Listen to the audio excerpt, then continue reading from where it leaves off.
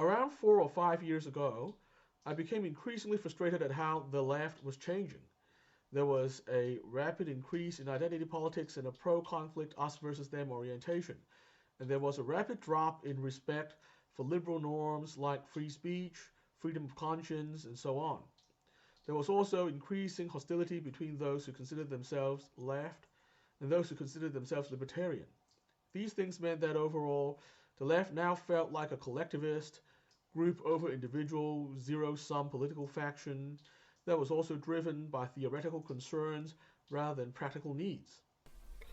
To put it simply, a faction within the far left is essentially promoting a version of justice that doesn't include and doesn't depend on respect for free speech. Now, this vision of justice without freedom is indeed very different from what we're used to.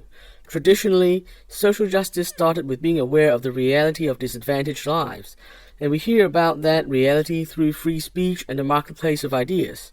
We listen and we gain an understanding that there are things that need to be fixed. Thus, free speech was the first and foremost necessary condition for social justice. Moreover, sometimes there are competing demands from different stakeholders in society, and we need to listen to all of them to come up with a solution that respects the needs of everyone. Again, free speech is important for this process. This is why, at least traditionally, we could say that there can't be social justice without free speech. On the other hand, what we're seeing from the postmodern left is a new version of justice that is derived not from listening to real-life voices out there, but from philosophical theory. In this worldview, justice is simply what the theory demands, and it is going to be imposed on everyone, whether they like it or not. Speech is allowed only if it is not considered oppressive or repressive under their philosophical theory, in line with the spirit of Marcuse's repressive tolerance.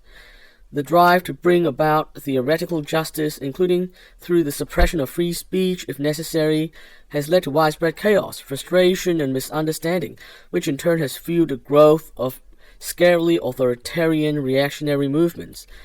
But they don't seem to care. These people seem to believe that the realization of the goals of their philosophical theory would bring about utopia.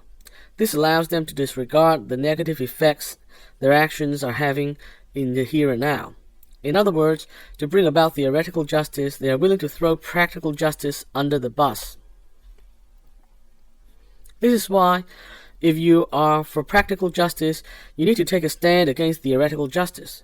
The two don't seem to be compatible at all. Next time, if someone says that something is required for social justice, make sure to think about whether they are talking about practical justice or theoretical justice.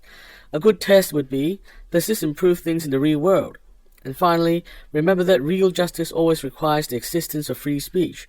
A philosophy that promises justice while suppressing free speech on a large scale is not to be trusted.